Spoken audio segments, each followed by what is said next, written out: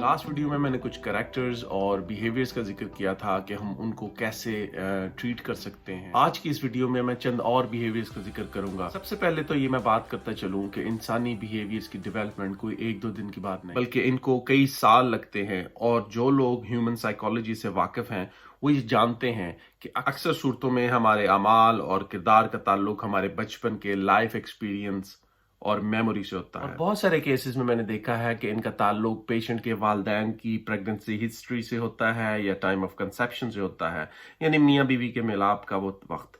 इसीलिए हज़रत मोहम्मद सल्लल्लाहु अलैहि वसल्लम जो कि होली प्रॉफिट ऑफ इस्लाम है ने ये दुआ सिखाई थी कि जब भी शरीक हयात के पास जाओ तो शैतान से यानी बुरे ख्यालात से या बैड एनर्जी से पनाह मांग लिया करो। यहाँ मैं अपना एक केस शेयर करना चाहूँगा जो एक बच्चे का है जो एक्जिमा की वजह से मेरे पास आया। उसको मुख्तलिफ स्किन स्पेशलिस्ट ने बहुत सारी मेडिसिन दी थी इंक्लूडिंग स्टीरॉयड मेडिसिन, मगर आराम नहीं आ रहा था। जब मैंने उसका केस लिया तो अलामात के मुताबिक दवाई दी मगर आराम ना आया।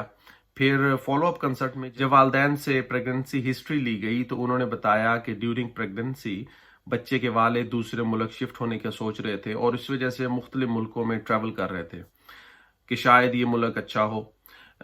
ये टिपिकल ट्यूबरकुलर मियाज्म की सिम्टम है और फॉस्फोरस रेमेडी से मिलती हैं।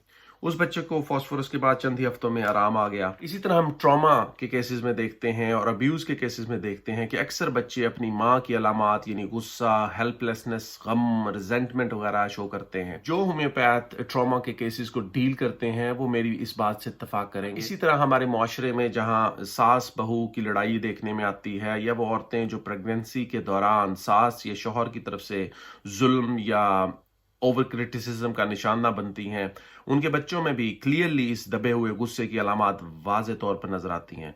ऐसी कंडीशन में रेनकुलेसिया फैमिली यानी पल्सटेला, स्टेफिस ग्रुप और सोलिनेसिया यानी स्ट्रेमोनियम बेलाडोना ग्रुप को जहन में रखें। इसके अलावा मिनरल में जो पहली 3 रोज हैं अक्सर बहुत अच्छा काम करती हैं। मैंने पिछली वीडियो में एक केस लैक्सिस का मेंशन किया था जिसमें कि एक 50 साल के मर्द ने बताया कि कैसे उसके चाइल्ड अब्यूज की हिस्ट्री ने उसके किरदार और उसकी लाइफ एक्सपीरियंस को बदल कर रखा और उसका आज का किरदार उसके पास्ट की एक झलक पेश करता है।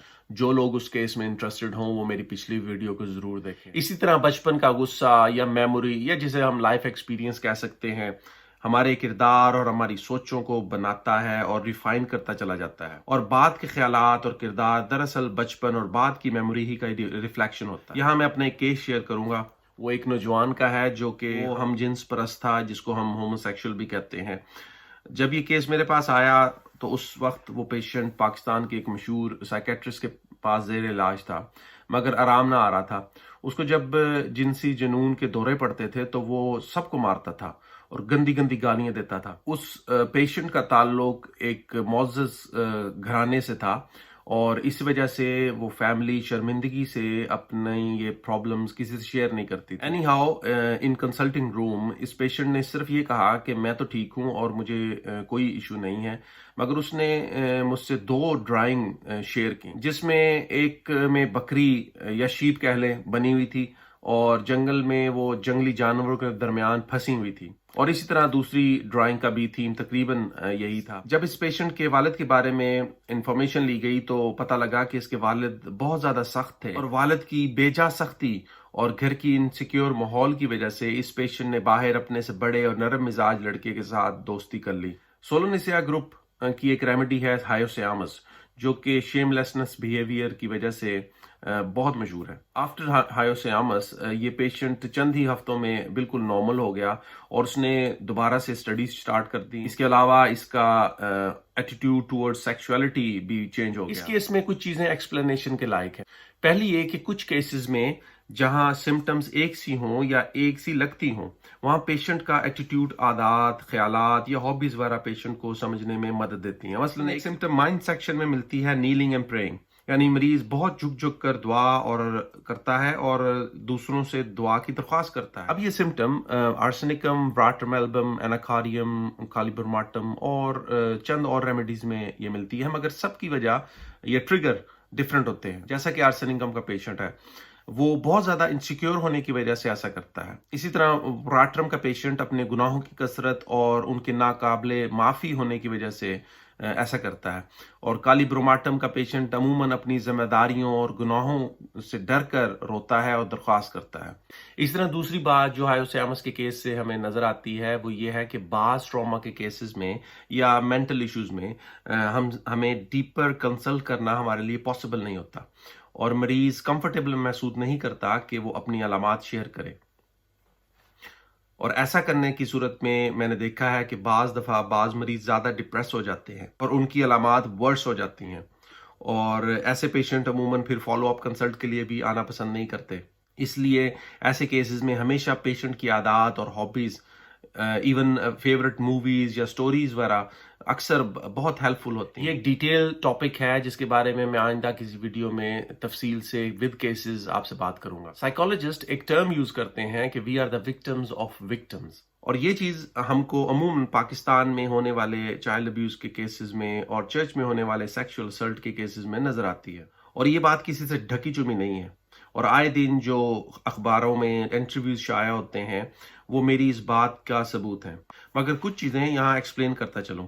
ایک یہ کہ جو ہم چائلڈ ابیوز کے کیسز میں دیکھتے ہیں وہ وائلنٹ بیہیویئر ہے، جس میں ایک مرد کسی بچے یا بچی کو اسلٹ کے بعد قتل کر دیتا ہے. اس کی دو ریزن ہو سکتی ہیں. ایک تو پکڑے جانے کا خوف اور شرمندگی سے انسان ایسا کرتا ہے، اور دوسرا وہ غم اور بدلہ اور غصہ جو اپنے بچپن میں اپنے ساتھ ہونے والی زیادتی کا وہ نہ لے سکا. اور بعض صورتوں میں ایسا بھی دیکھا جاتا ہے کہ وہ لوگ چاہے مذہبی ہی کیوں نہ ہو، اس طرح کے عمل کرتے وقت سب کچھ بھول جاتے ہیں کہ وہ کیا کر رہے ہیں. ایسے وائلنٹ بیہیویئرز میں اینیمل ریمیڈیز جیسا کہ اسپائڈر، سنیک اور شارک وغیرہ سے بنی ہوئی ریمیڈیز کے بارے میں سوچنا چاہیے، کیونکہ ان اینیملز میں اپنے وکٹم کو یوز کر کے قتل کر دینے کا رجحان ملتا ہے. جو چیز ہمیں سنیک اور اسپائڈرز میں نظر آتی ہے وہ ان کا ڈیسیٹفل بیہیویئر ہے اور کیموفلاج ہے، جس کی وجہ سے وہ اپنے وکٹم کو کیچ کرتے ہیں. میں آئندہ کسی ویڈیو میں سنیکس یا اسپائڈر سے بننے والی ریمیڈیز کے بارے میں تھوڑی تفصیل سے بات کروں گا. دوسرا بیہیویئر جو ہمیں نظر آتا ہے وہ کور اپ کا بیہیویئر ہے، جس کا تعلق سائیکوٹک میازم سے ہے، جس میں پیشنٹ اپنی کمزوری اور عادات یا خیالات کو دوسروں سے چھپاتا ہے تاکہ دوسروں کو اس کی سوچوں کا علم نہ ہو سکے. ایسے کیسز میں سائیکوٹری ریمیڈیز ہمیشہ ذہن میں رکھیں. میڈورائنم اور تھوجا سائیکوٹک میازم کی ٹائپ ریمیڈیز ہیں، اور دونوں ہی اپنے سیکشل بیہیویئر اور کور اپ بیہیویئرز کی وجہ سے بہت مشہور ہیں. پھر ایک اور ایٹیٹیوڈ جو لوگوں میں نظر آتا ہے وہ دکھاوے کا پہلو ہے، جس کو ریاکاری بھی کہتے ہیں. عموماً لوگ اس لیے دکھاوا یا ریاکاری کرتے ہیں کہ وہ کسی خاص گروپ میں ایکسیپٹ ہو سکیں، یا کچھ لوگ اس لیے دکھاوا کرتے ہیں کہ وہ دوسروں میں ممتاز یا امیر نظر آئیں.